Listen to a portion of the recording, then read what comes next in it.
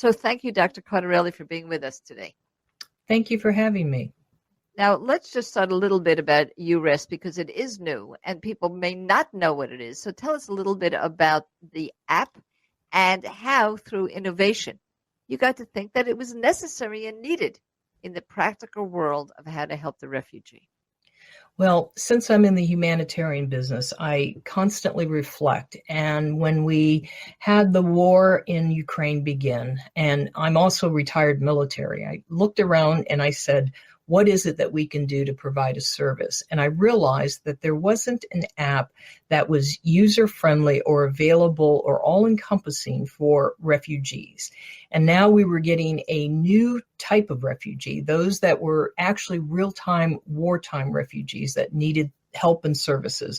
And the primary services, of course, are housing, food service, healthcare, maybe follow-on employment, those kinds of things. And they just don't have the luxury as they cross borders and they enter into new countries and such.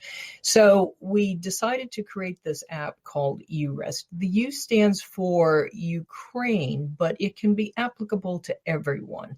And I've been working with refugees around the world for a long, long time, and I know that having something like this could be very useful.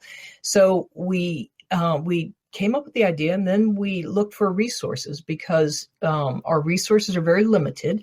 And believe it or not, the developers are 2 high school students, and they are just absolutely amazing with what they can create and develop. So we basically put together this app with some basic services, and we showcased it with the Ukrainian Education Cluster several weeks ago. And they gave us feedback, and the feedback was more to connect some of the local resources and other services that were being provided with the ones that we had developed. So we are in the process of revising the app and creating that so that we can do that.